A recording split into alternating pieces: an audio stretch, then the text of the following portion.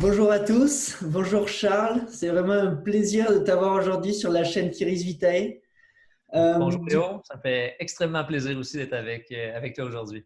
Génial. La chaîne Kiris Vitae, le but c'est de faire en sorte de parler avec des chiros et de discuter à propos de votre parcours et de ce que vous avez découvert pour pouvoir s'inspirer et puis évoluer. Du coup, aujourd'hui, on a le plaisir d'avoir Charles. Et donc, forcément, la première question, qui es-tu, Charles? Qu'est-ce qui a fait que tu es devenu Charles qu'on connaît avec toutes ces casquettes à ton arc? Euh, En fait, à la base, je suis chiropraticien, bien sûr. J'ai gradué à Trois-Rivières, à l'UQTR en 2002, dans mon parcours de 5 ans, de 97 à 2002. Puis, à travers le parcours de la chiropratique, j'étais fasciné effectivement là, par tout ce qui touchait le système nerveux, le corps humain. Je trouvais que la philosophie qui nous rejoignait au niveau chiropratique, elle me correspondait bien. Ce qui m'a amené à chercher, à investiguer un petit peu différentes approches. Au début, j'aimais bien tout le volet biomécanique, donc tout l'aspect de motion palpation. C'est des choses que j'ai investiguées un petit peu plus. Mais en même temps, bon, il y avait des éléments que je cherchais plus de réponses que j'avais moins eu lors de mon parcours. Puis quand je suis arrivé en quatrième année de chiropratique, j'ai eu la chance en fait d'entendre parler dans une réunion familiale en fait d'un oncle qui me parlait justement qui avait été traité par un chiropraticien puis qui avait eu un résultat là, incroyable, qui était rentré en grande douleur puis que sa sortie allait vraiment mieux. Je trouvais que c'était vraiment bien. Puis je trouvais que c'était comme une information qu'on n'a pas souvent. Souvent, on entend plus un discours de je suis allé chez le chiro 30 séances, puis bon, on dirait que c'est encore là, ma problématique. Alors, ça a piqué ma curiosité, puis j'ai appelé en fait ce chiropracteur en question pour le rencontrer. J'ai envoyé un de mes amis, en fait, tout simplement pour qu'il se fasse évaluer et traiter par ce chiropraticien. Puis c'est à ce moment-là que j'ai découvert l'univers, si on veut, de l'utilisation du test musculaire. Ce qui, à ce moment-là, pour moi, j'avais eu très peu d'exposition. En fait, la seule exposition à la kinésiologie appliquée que moi j'avais eue, c'était à l'école. Et c'était vraiment une présentation où je m'étais dit une chose lors de cette présentation. Je m'étais dit, je ne ferai jamais de kinésiologie appliquée. Et là, en voyant le chiropraticien en question, ça avait vraiment piqué ma curiosité à un point tel où en revenant à l'école, je me suis informé pour savoir qui utilisait cette méthode-là et de là débouler vraiment là, comme une ouverture pour ma passion et pour la chiropratique, mais c'est vraiment venu ce volet-là de la kinésiologie appliquée, me faire prendre justement conscience de l'ampleur qu'on pouvait avoir au niveau de l'évaluation et du traitement des patients. Puis, dès ma première formation là, avec David Leaf, je ne sais pas pourquoi ou quelle idée m'est passée, m'est survenue, mais je me suis dit que j'allais un jour enseigner cette approche-là. Et effectivement, voilà où j'en suis. J'ai eu la chance après ça de faire mes examens du DIBAK, de commencer l'enseignement dès 2006 au Québec. Et depuis ce temps, j'enseigne bon, à différents groupes, surtout au Québec. Maintenant, en France, en fait, depuis quelques temps, j'ai enseigné aux États-Unis un peu, en Amérique latine également. Donc, vraiment un concours de circonstances qui m'a fait développer cette passion-là, qui est encore grandissante, en fait, qui n'est pas terminée. Comme quoi, il faut faire attention à ce qu'on dit derrière le jeu. Si on dit jeu quelque chose derrière, ça peut se passer Ouais. Cet élément-là, qui est un peu, tu as raison, c'est un peu comme l'effet papillon, là, que certains appellent, ce qui, ce qui vient boucler un peu là, cette histoire-là que je te raconte.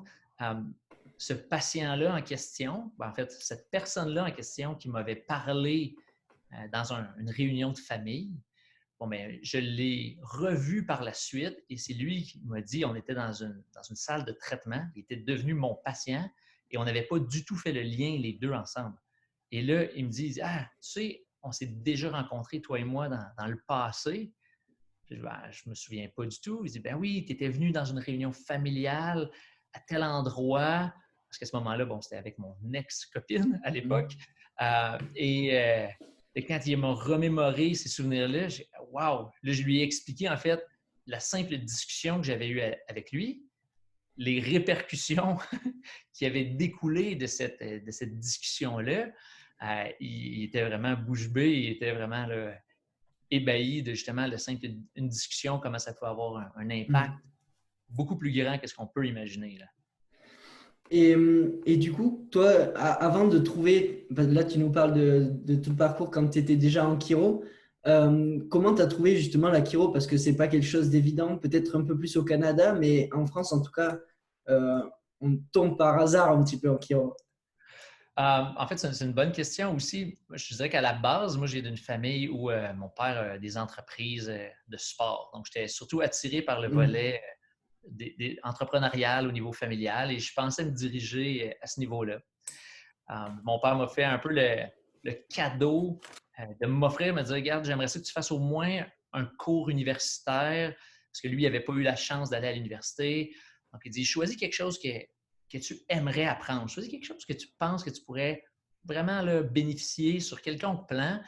Puis, il dit, si jamais l'aspect entrepreneurial t'intéresse encore, ben, à ce moment-là, il ne sera jamais trop tard pour revenir vers le volet familial.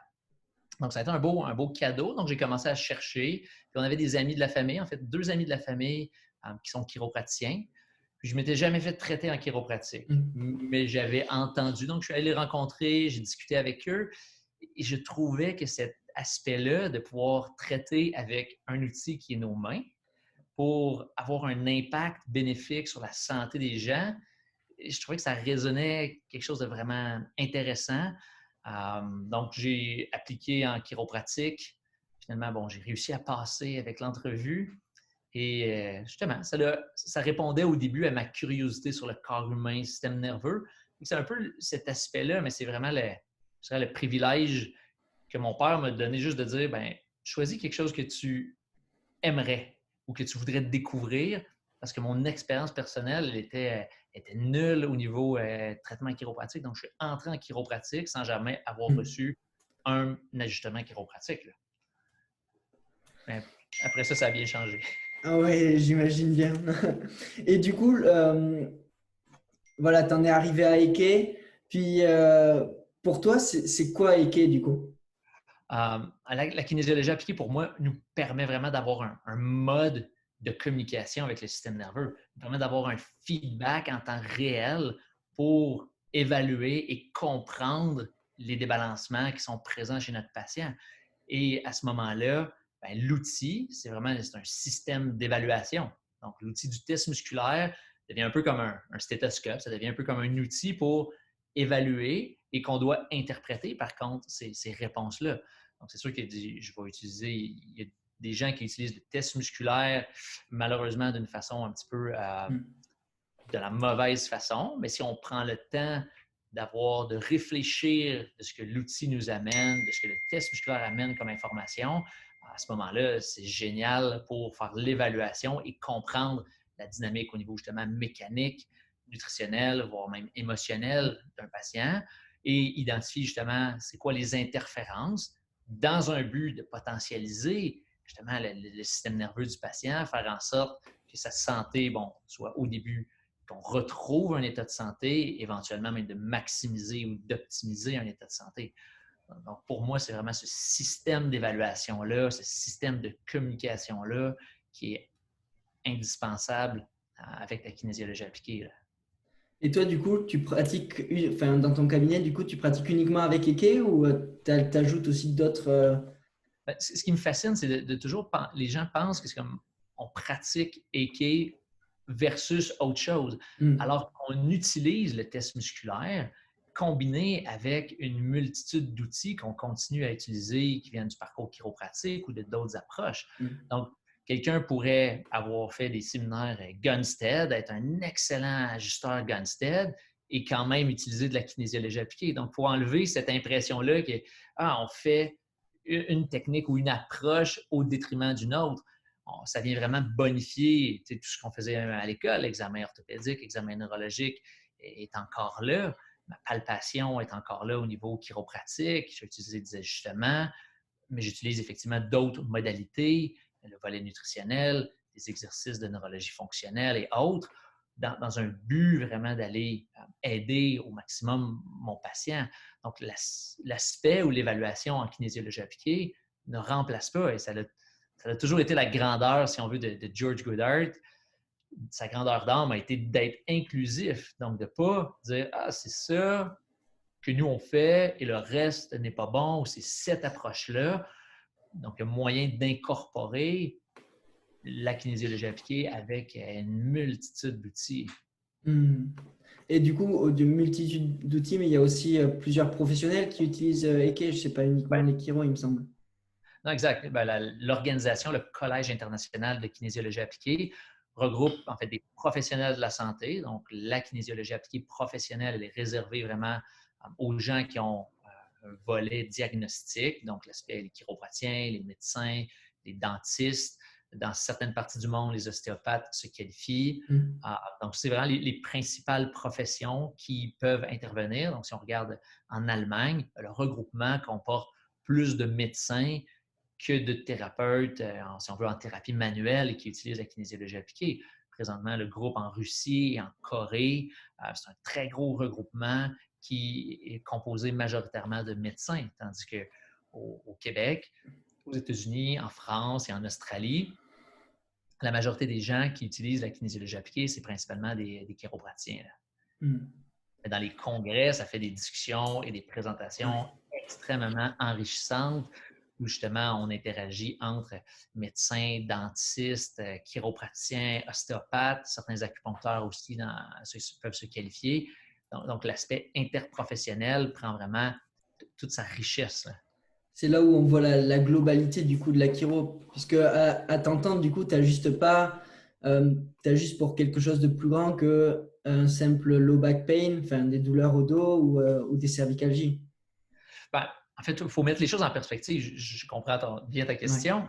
Ouais. Je crois que l'ajustement en tant que tel, c'est sûr que si le patient vient nous consulter à la base et qu'il y a une douleur, qu'il y a une symptomatologie, ben, il faut prendre quand même il faut comprendre le patient dans ce qu'il vient chercher comme service.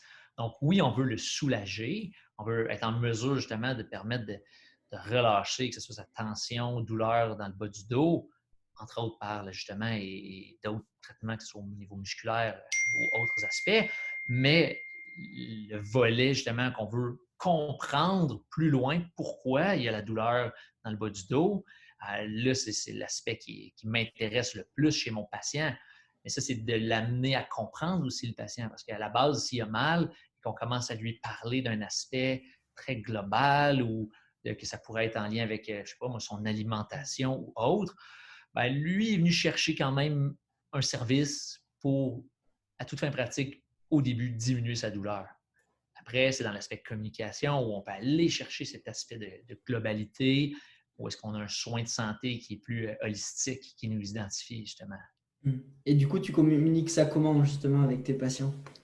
Ben, vraiment, ça dépend je veux dire, de la problématique au niveau du patient, de ce qu'on aura identifié.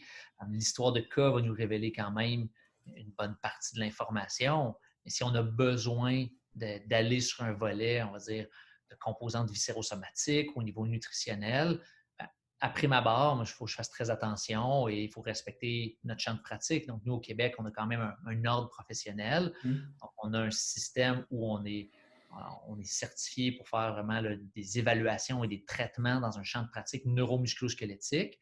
Donc, le patient doit comprendre que je ne serai pas en train de faire un diagnostic viscéral ou je ne serai pas en train de lui dire qu'on peut faire un traitement au niveau d'une condition viscérale. Donc, cet élément-là de communication, en fait, nous, il est positionné dès le début avec même certains formulaires là, au début pour que le patient comprenne bien. Mais si j'identifie, exemple, qu'une subluxation au niveau de son bas du dos ben, pourrait être en relation avec une situation viscérosomatique au niveau, exemple, de son gros intestin, ben, je vais souvent lui expliquer ou lui imager avec un panneau électrique parce que la majorité des patients, ben, cet aspect-là, ils comprennent bien. Où est-ce qu'un panneau électrique dans une maison, la grande majorité des gens ils l'ont vu au moins une fois dans leur vie, ils comprennent qu'un fusible, ben, il peut être on ou off. Et que le but, c'est d'identifier qu'est-ce qui peut potentiellement causer des surcharges.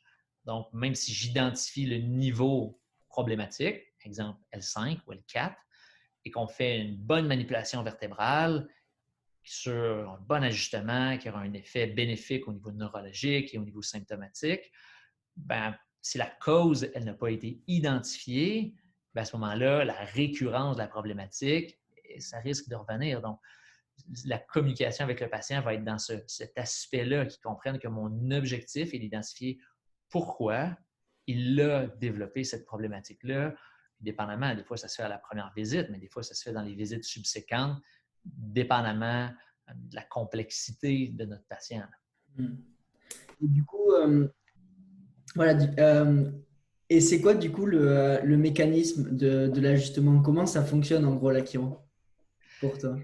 Je pense que si j'avais la réponse absolue, là, on serait tous très, très heureux de cet aspect-là. Je pense qu'à ce jour-ci, en 2020, l'ajustement reste encore à découvrir, à comprendre, où est-ce qu'il y a une multitude de facettes. On sait qu'il y a une stimulation de récepteurs, un aspect justement, effectivement, de rétablir un mouvement pour certaines problématiques, donc un aspect plus mécanique, mais la stimulation neurologique, donc comment ça va recréer une meilleure afférence vers, par exemple, le cervelet ipsilatéral, le cortex contralatéral, commence à être de mieux en mieux documenté aussi au niveau des impacts neurologiques de l'ajustement, comment ça peut briser justement la boucle aberrante au niveau viscérosomatique, voire même psychosomatique, et quand même, je veux dire, documenté plus par des cas cliniques, pas tant que ça au niveau de compréhension exacte, au niveau neurologique. Mais c'est cet aspect-là que moi, je garde en tête. Donc, l'identification de la subluxation est prioritaire à mes yeux. D'effectuer la correction est prioritaire pour l'aspect local symptômes, mais aussi pour la santé en général, stimulation neurologique vers le système nerveux central. C'est ma façon de le voir, mais je ne pense pas qu'il y a quelqu'un qui c'est hors de tout doute, malheureusement, bien qu'on sait que ça fonctionne très bien au niveau clinique. On sait que ça fonctionne, mais toujours, tout le monde veut avoir quand même des preuves scientifiques et ça c'est un peu frustrant. Tu te dis, on peut faire des miracles, on peut faire des grandes choses en plus de faire en sorte qu'il y ait moins de douleur. Mais c'est frustrant de devoir prouver à chaque fois.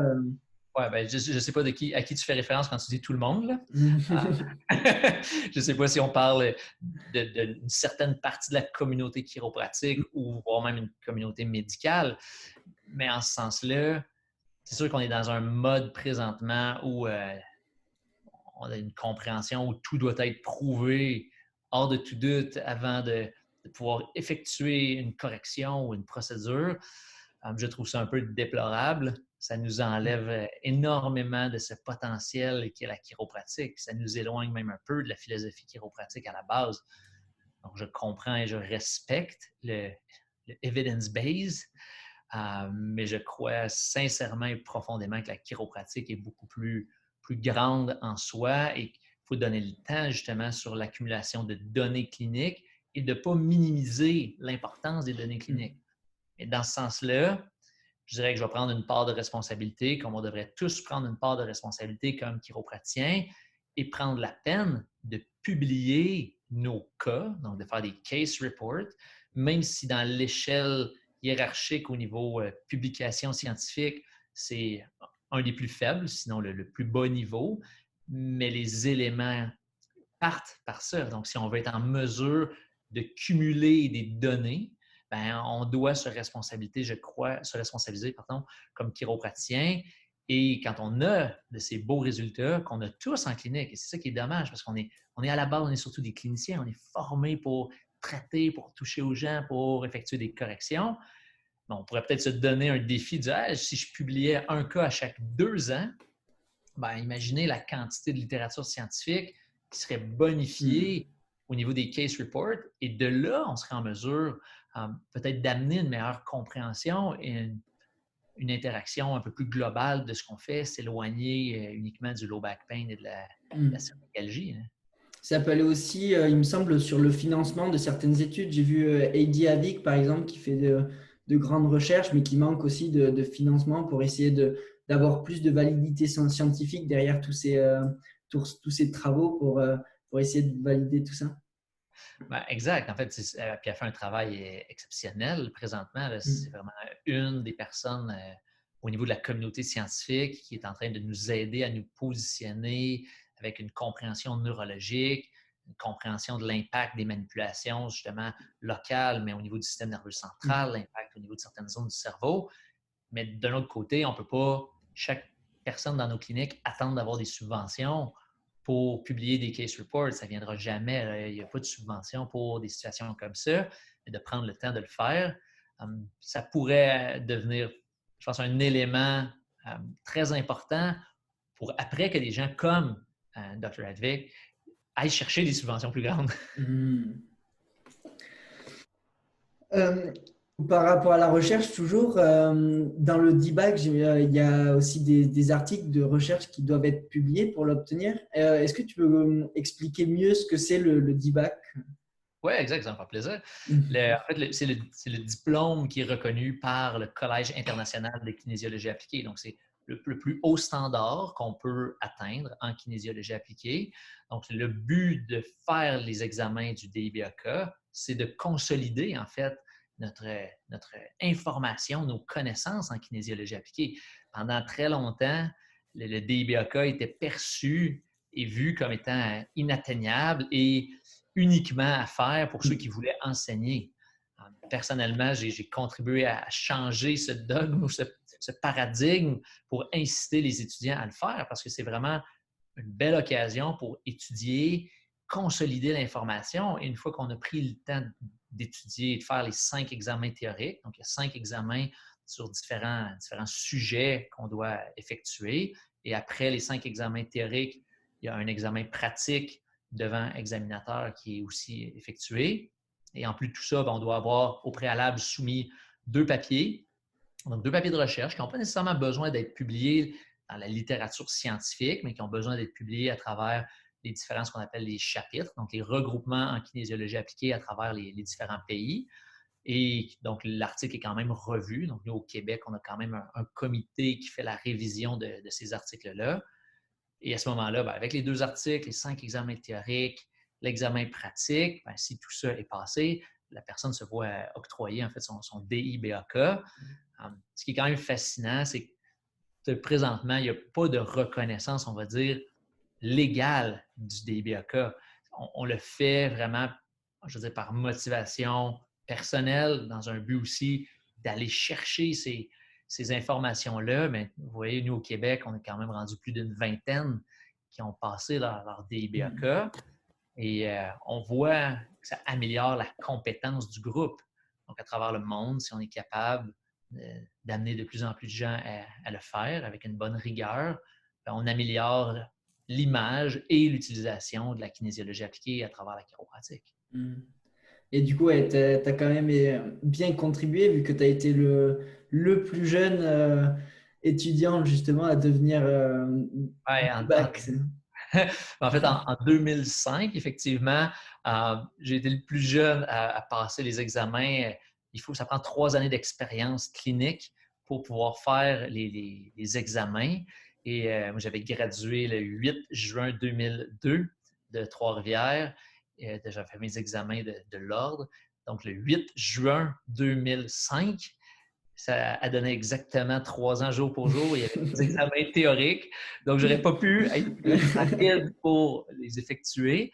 Par contre, cette année, j'ai une de mes étudiantes qui va faire les examens. Et si elle les réussit, elle pourrait devenir, je crois, plus jeune que moi pour réussir. Ce qui serait parfait. Je ne demande pas mieux, en fait, d'avoir... je crois que toutes ces statistiques quelconques, peu importe quelles qu'elles soient, sont là pour être battus, être modifiés. Mais c'est ça. Donc, ça prend 3 ans de pratique. On ne peut pas le faire tout de suite après l'école ou pendant qu'on est à l'école. Génial. Ouais, comment ça s'est passé l'ouverture de ta clinique?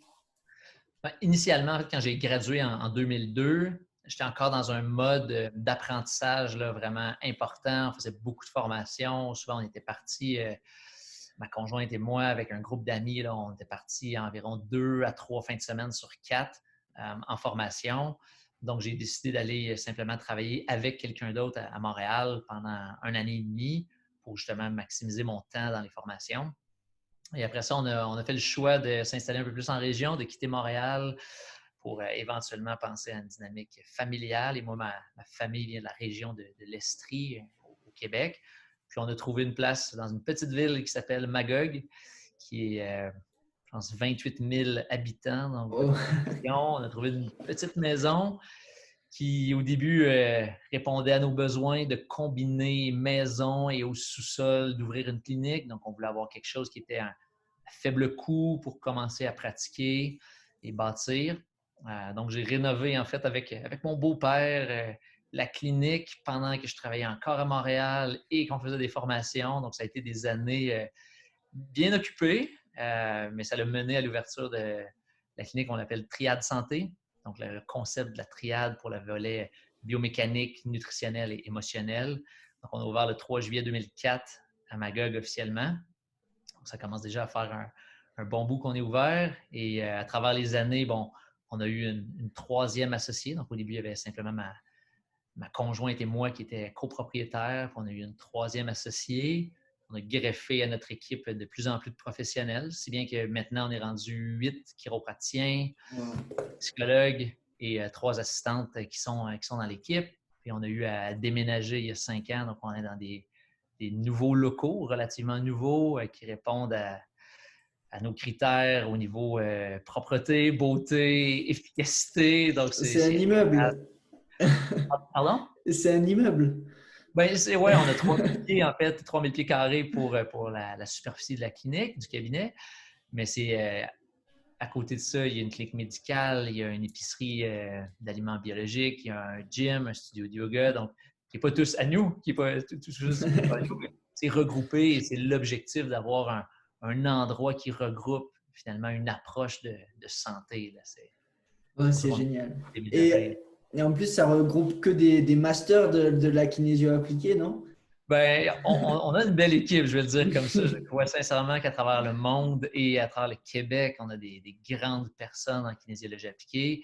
Je dirais qu'à la clinique, on est surtout chanceux où, en plus d'avoir des gens compétents, c'est des amis.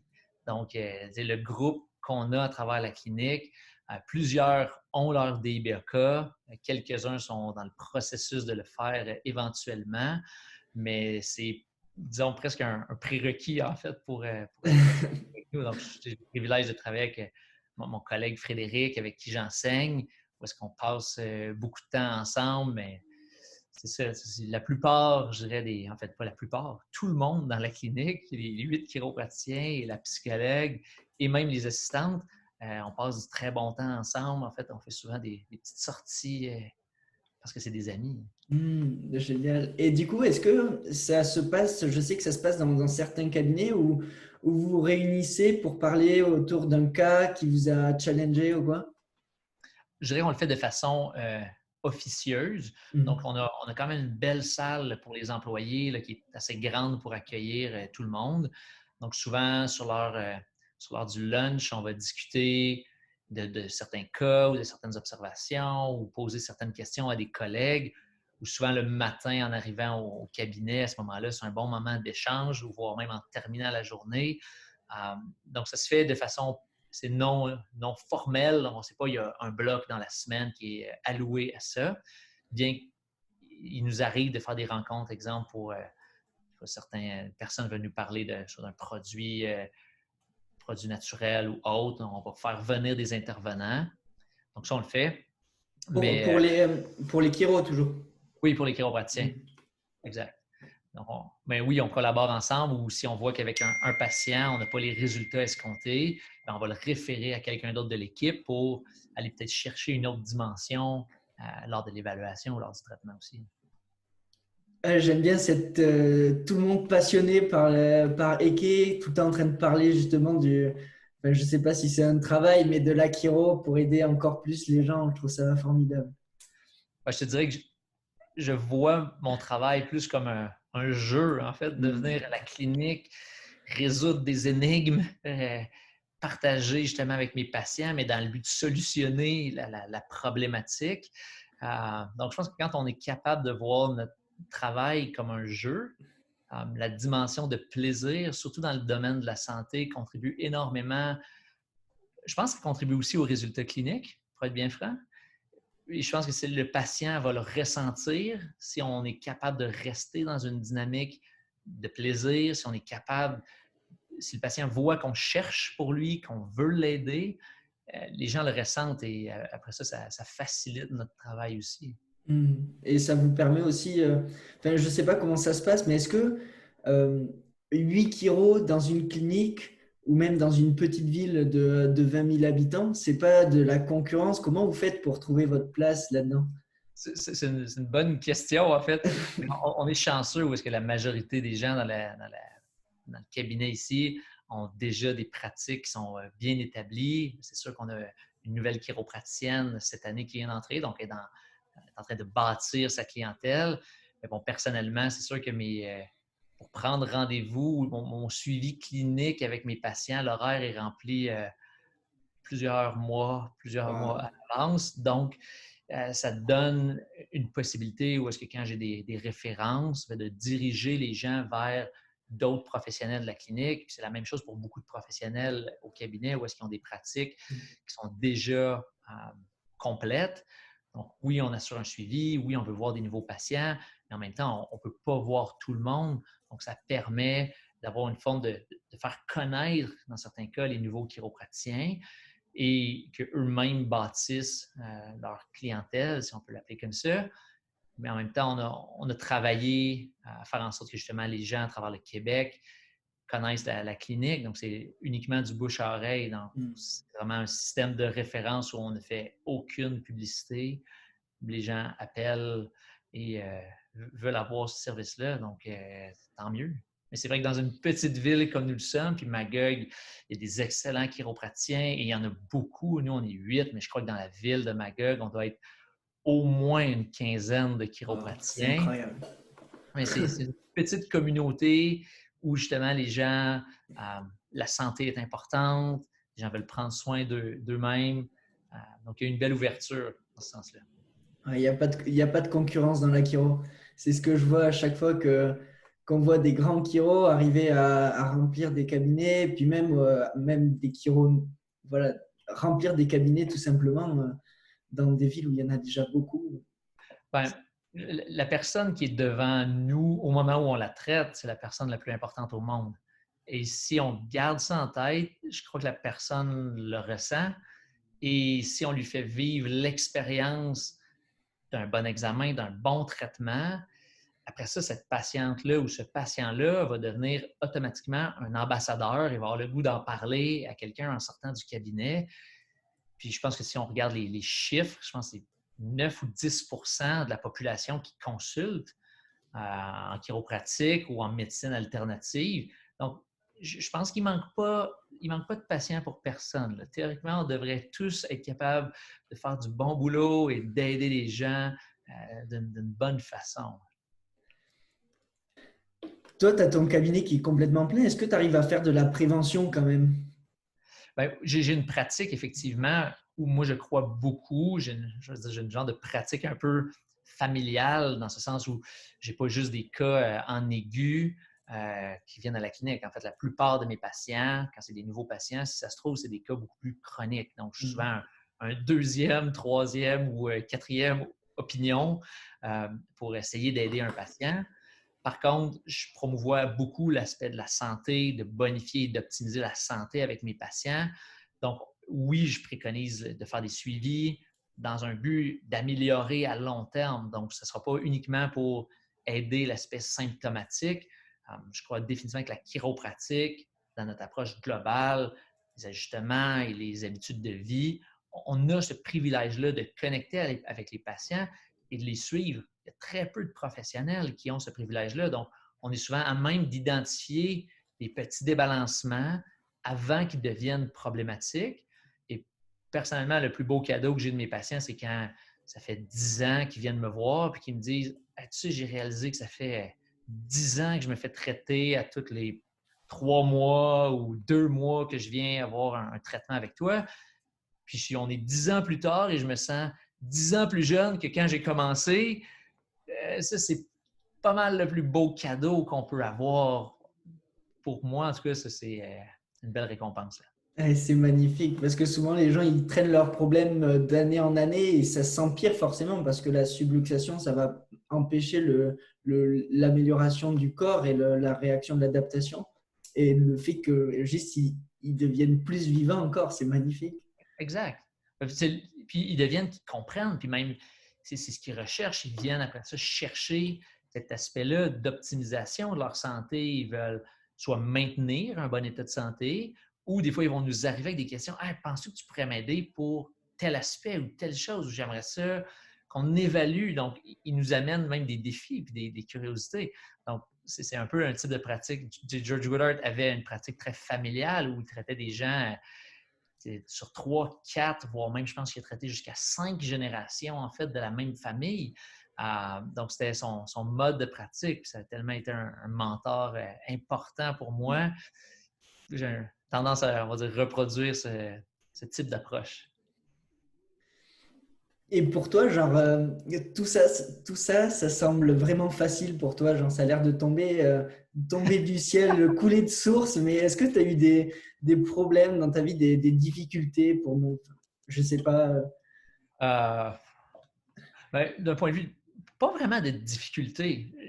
Puis même, en fait, je pense que la vie nous apporte à tous des épreuves. Là. Je veux dire, j'ai eu des épreuves, peut-être qu'une autre personne dirait que c'est banal, peut-être qu'une autre personne dirait que c'est extrême, mais je pense que mon attitude derrière chacune des épreuves, c'est quand même de voir ça comme même un tremplin vers quelque chose qui va ultimement me faire ou nous faire grandir en tant que personne, en tant que famille, en tant qu'équipe. Donc, il y en a, je dirais, à chaque année des défis ou des épreuves qui sont là, mais je crois que j'ai juste une bonne résilience, puis peut-être une bonne attitude à juste, regarde, c'est un défi, comment on est capable de transcender ça et de l'amener avec quelque chose, un apprentissage. Je ne souhaite pas que la vie m'amène des choses plus difficiles pour qu'un jour je te dise là, j'ai vraiment des grandes difficultés et je me considère quelqu'un de privilégié, de choyé au niveau de ma santé personnelle, de ma dynamique familiale, du réseau d'amis, de la clinique, la capacité ou le privilège que j'ai de communiquer avec les gens, cette passion-là, que ce soit avec les patients ou avec les étudiants, à tous les jours que je reviens d'une formation, vraiment, je remercie énormément. Donc, j'ai beaucoup de gratitude, en fait, pour justement les privilèges que la vie m'a amené. Mais derrière tout ça, j'ai quand même travaillé. J'en mets des heures à étudier, j'en mets des heures à pratiquer au cabinet, j'en mets des heures sur l'ordinateur pour réfléchir à savoir comment on pourrait améliorer notre communication, comment on pourrait améliorer notre formation. Donc, pour moi, je dirais que c'est interminable, mais je le vois dans quelque chose de positif. Je ne sais pas si ça répond Ouais, directement. c'est parfait, mais il y a toujours. Voilà, toi, tu es toujours en train de faire des trucs dans tous les sens. Tu fais tes séminaires, là, tu fais des vidéos parce que forcément, avec le confinement, tu veux continuer à être en contact avec ta communauté. Tu es toujours en train de répondre aux messages. C'est du tac au tac. Enfin, c'est magnifique à chaque fois. Mais comment tu arrives à allier tout ça, à organiser ta journée Je crois qu'un élément clé, c'est de se lever tôt, en fait. Pour moi, j'ai toujours eu une grande facilité à commencer mes journées à 5 heures du matin. Donc, la journée, pour moi, elle débute à 5 heures, mais elle débute automatiquement en ayant du plaisir. Donc, il n'y a pas un matin où je vais trouver ça, je n'aurai pas le goût de me lever ou j'ai le goût de rester au lit. Mais je pense que pour ça, c'est parce qu'il y a un objectif, il y a un désir justement de léguer ou de partager quelque chose. Donc, ça donne le goût de mettre le pied en bas du lit. En philosophie japonaise, je crois qu'il parle de ikigai, qui est vraiment d'avoir une raison de vivre. Donc, pour moi, j'ai l'impression, je lis ce motif-là, que ce soit d'être avec la famille ou justement de partager au niveau de mes passions. Mais en commençant tôt le matin, ben, ça me donne la chance de communiquer avec les gens de la France à des heures qui, pour eux, semblent normales. Pour moi, il est encore très tôt le matin. C'est probablement un des éléments qui me permet justement d'accomplir. Puis sinon, ben, de trouver un équilibre quand même à travers tout ça, c'est pas évident. Il y a des sacrifices derrière tout ça. Donc là, présentement, oui, on travaille très fort depuis 1 an et demi sur le projet, par exemple, de la plateforme d'enseignement en ligne. Bon, j'ai dû malheureusement laisser des choses de côté. Donc, l'entraînement que je qualifie comme étant prioritaire dans ma vie et pour tout le monde et pour mes patients, présentement, j'ai fait un peu le deuil temporairement de dire, bon, cet élément-là, je ne peux pas l'accomplir. Je fais un choix. Donc, c'est des choix. Puis je pense qu'en arrière des choix, il faut juste être en harmonie avec ces choix-là, parce que je sais que j'aurai la chance de me réentraîner plus éventuellement. Et ce sera parfait. Donc, je n'accumule pas nécessairement cette frustration-là au quotidien. Donc, je pense qu'il y a des périodes et on doit jongler à travers justement ces éléments-là par période pour accomplir les défis qu'on veut réaliser. Oh, c'est magnifique. J'adore comment tu vois la vie avec autant de... tout est naturel avec tout cet amour. Si j'avais t'as quelque chose à nous conseiller en tant qu'étudiant ou en tant que chiropracteur, ce serait... Peu importe l'approche que les gens font, peu importe. Là. Je crois sincèrement qu'en chiropratique, il y a des techniques qui sont absolument formidables. De prendre le temps, par contre, de maîtriser certaines approches, ça vaut définitivement la peine. Donc, de mettre des efforts. Donc, je comprends que certaines personnes, puis c'est correct de dire, ah, c'est juste l'ajustement, puis pas d'autre chose. Peut-être, mais de prendre le temps de peut-être de maîtriser ou de pousser à un certain niveau, de mettre des efforts pour arriver à un plus haut niveau. Peu importe ce qui vous passionne, ce qui vous intéresse, c'est important. Mais au-delà de ça, il faut trouver l'approche ou la façon où chacune de ces journées-là, ça va être agréable pour vous, justement, de mettre le pied en bas du lit pour aller au cabinet et être heureux et d'avoir justement du plaisir avec les patients. Moi, je le dis à tous mes cours, je crois que je parle aux étudiants, aux chiropraticiens, aux étudiants qui sont là. Je leur dis, tu sais, le plus beau cadeau que moi je peux recevoir de quelqu'un qui vient aux formations ou qui commence à ajouter, on dirait, la kinésiologie appliquée dans sa pratique, c'est quand ils m'écrivent et qu'ils me disent, hey, j'ai vraiment du plaisir maintenant quand je rentre. J'avais perdu cette flamme-là ou j'avais perdu un peu le plaisir qu'on pouvait avoir avec un patient, de chercher, de se questionner, de vouloir comme aider le patient.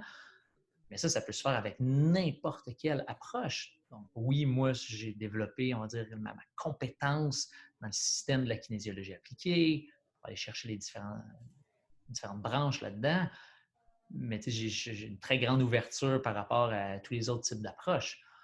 Donc ça, c'est un aspect. Puis sur un volet plus chiropratique, personnellement, je crois que la chiropratique, la subluxation, on tend à la mettre de côté là, dans beaucoup d'écrits, tout ce qui est en lien avec le evidence-based. Personnellement, je crois que la subluxation nous définit, qu'elle nous distingue, qu'elle a sa place, de comprendre les fondements de la chiropratique avec les causes de la subluxation et d'adresser et de chercher justement ces causes-là, de ne pas se... Oui, on veut ajuster, oui, on veut être des bons ajusteurs pour libérer le potentiel inné chez nos patients, ou est-ce que c'est magnifique, mais il ne faut pas oublier, puis je pense en fait qu'il y a une belle citation là, de Virgil Strang dans un de ses livres, justement, qui rejoint cet aspect-là, où c'est important de ne pas juste ajuster, c'est pas ce qui nous définit, mais c'est vraiment de chercher. Donc, le plus grand défi pour les chiropraticiens, c'est de garder en tête et de chercher à ce qui engendre la présence ou la récurrence des subluxations. Donc, si vous gardez le sourire et vous gardez en tête de vous demander pourquoi, donc si vous avez fait quelque chose, peu importe la correction et que ça revient, juste de garder en tête pourquoi c'est revenu ou pourquoi, au moins vous allez quand même toujours avancer, vous allez faire un pas qui va vous amener à découvrir, amener à lire quelque chose, amener à contacter une autre personne. Et je pense que quand on garde cette philosophie-là, ce qui a animé George Goddard toute sa vie, en fait, jusqu'à sa mort, je veux dire, il pratiquait encore 6 mois avant de décéder, ça garde des bons modèles qui vont transmettre une belle énergie dans notre communauté chiropratique. Est-ce que tu as aussi des livres à conseiller ou alors des documents, des choses qui ont permis de te faire grandir toi personnellement? Au niveau personnel, bon, c'est sûr, on enlève tout le volet, on va dire, de la kinésiologie appliquée ou de la chiropratique, parce que je pense qu'on a des très bons ouvrages en chiropratique. Je nommais Virgil Strang, qui est un des Green Books, qui c'est super intéressant, ou en kinésiologie appliquée avec les synopsis. Là. Mais d'un point de vue personnel, probablement la personne qui a contribué le plus à mon développement personnel, voire spirituel, c'est quelqu'un qui s'appelle David Hawkins, qui est un psychiatre, qui utilisait aussi le test musculaire. Je dis utilisait parce qu'il est malheureusement décédé en fait en septembre 2012. Mais David Hawkins était justement médecin, psychiatre, et il a écrit beaucoup d'ouvrages et qui, pour moi, ont contribué vraiment à ouvrir un schéma de pensée, de cumuler ou d'aller vers des émotions ou des énergies positives, justement, comme la joie ou la persévérance, la paix. Donc, d'essayer de cultiver, si on veut, les éléments les plus positifs de notre vie et de voir les défis comme étant justement des tremplins d'apprentissage. Donc, à travers les ouvrages de David Hawkins que j'ai lus et relus et que j'ai conseillé à beaucoup de gens, pas tant pour l'aspect, il utilise une forme de test musculaire, là, et ce n'est pas du tout par rapport à sa façon de poser des questions en utilisant un test musculaire que je qualifie de mauvais, désolé, en fait, avec l'énorme respect que j'ai pour ce grand génie. Mais bon, outre cet aspect, les écrits, où est-ce qu'il relate des passages des plus grands livres, si on veut, spirituels sur Terre, des extraits de la Bible, de la Bhagavad Gita, de Bouddha, de Zoroastre. Donc, il a mis ça vraiment dans une façon où on peut intégrer, où on peut comprendre des fois des messages qui peuvent être un peu compris avec difficulté, ou est-ce que c'est souvent par parabole ou autre, est en mesure, je trouve, de transmettre une information qui est très enrichissante pour n'importe qui voudrait cheminer sur un point de vue personnel et spirituel. C'est magnifique. Est-ce que tu as quelque chose de plus à dire que tu aimerais, C'est pas une bonne partager? question pour moi, ça, Léo. Là. Tu me lances une question ouverte comme ça, il faut que ta plateforme puisse prendre des heures et des heures d'enregistrement. Là. Mais on est là, c'est tellement un plaisir de t'écouter que tu peux parler des heures, mais c'est dommage que tu aies un emploi de temps si chargé. En fait, j'essaie de rendre mon emploi du temps au moins au service, surtout présentement avec le confinement. En fait, bon, ce que je veux vous partager pour terminer, c'est que les coiffeuses aussi sont en confinement et que mes cheveux sont souvent très longs, mais là, j'ai perdu le contrôle avec l'absence. Je pense que j'ai plus hâte de me faire couper les cheveux que d'avoir un ajustement. Non, c'est pas vrai. Je comprends ta question peut-être finale, mais j'ai pas de mots précis autres que je trouve personnellement qu'on a entre les mains la plus belle profession du monde en étant chiropraticien et qu'on se doit, je pense qu'à chaque jour de notre vie, d'être reconnaissant de cette profession-là, d'avoir un suivi avec les patients, d'être là pour eux, que ce soit des fois pour les écouter, les conseiller, les ajuster. C'est un privilège qui est énorme. Les gens nous confient des choses, les gens nous font grandir. Moi, j'apprends énormément en fait de mes patients. Je pense que si on est à même de reconnaître qu'on a entre les mains la plus belle profession du monde, ben, ça va nous aider à tous justement à contribuer ensemble parce qu'à travers, il ne devrait pas y avoir justement de disparités à l'intérieur même de la chiropratique. Il devrait y avoir effectivement plusieurs approches, mais on a un but commun qui reste ultimement d'aider les gens. Et pour aider les gens, ben, tu as peut-être une façon, toi, qui te convient pour toi. Moi, j'en ai une autre. Mais l'ultimement, c'est d'être bien là-dedans puis d'avoir du plaisir. Et sur le volet de la recherche, ben, je comprends qu'on est dans un système où on a des règles du jeu pour certaines personnes qui semblent contraignantes avec justement l'aspect du evidence-based. Je comprends que c'est là. Je pense que c'est passager. Je crois qu'on devra bouger vers un système évolutif qui va inclure les données cliniques. En médecine, ils ont commencé à le faire avec ce qui s'appelle le Real World Evidence ou le Real World Data, au lieu juste du evidence-based, donc de prendre l'importance de ces données cliniques-là. Mais on a cette responsabilité de peut-être rendre des données cliniques, de cumuler des données cliniques. Et c'est cette information-là, ce que je dis ou ce que j'encourage, c'est vrai pour moi aussi. Donc, si on prend un peu plus individuellement une part, ben on va être capable d'amener notre profession à un plus haut niveau et de ne pas avoir l'impression de toujours avoir besoin de justifier. On n'a pas besoin de justifier. On a quelque chose d'extraordinaire, littéralement, entre nos mains. C'est un super mot de la fin. Juste, où est-ce qu'on peut trouver toutes ces informations, enfin, ces papiers de recherche que Eke a publiés, que vous avez publiés, Ladyback, etc. Je pense que le meilleur, en fait, les papiers du ICAK, le ICAK USA en ont quand même beaucoup, mais il faut être membre en fait du chapitre américain pour accéder aux données. On travaille présentement, là, moi je suis le chairman du conseil d'éducation en kinésiologie appliquée là, dans le monde. On essaie de trouver une façon effectivement de rendre disponible un peu plus facilement ces informations-là pour que l'accès soit plus simple. Mais si les gens ont justement des questions, des interrogations, vous pouvez facilement devenir mon ami sur Facebook, m'écrire par Messenger. Léo, tu peux témoigner, je réponds quand même assez bien au courriel. Et au courriel, des fois, c'est un peu plus difficile, mais par Messenger, je suis vraiment plus efficace. Ah oui. Mon système nerveux fonctionne bien avec Messenger. Vous pouvez vous partager justement soit des articles ou des recommandations. Sinon, nous, on a une plateforme d'éducation en ligne. Mon collègue Frédéric Rancourt et moi-même.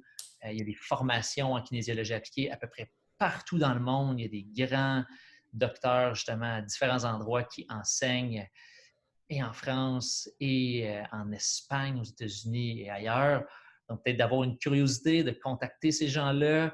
Puis, si jamais vous avez un intérêt, comme je vous dis, contactez-moi, je suis quelqu'un de très accessible.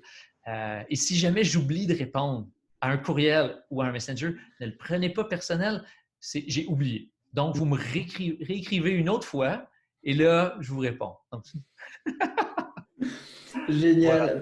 Merci beaucoup, Charles. C'est vraiment un plaisir de t'avoir aujourd'hui avec nous. Ça me fait plaisir.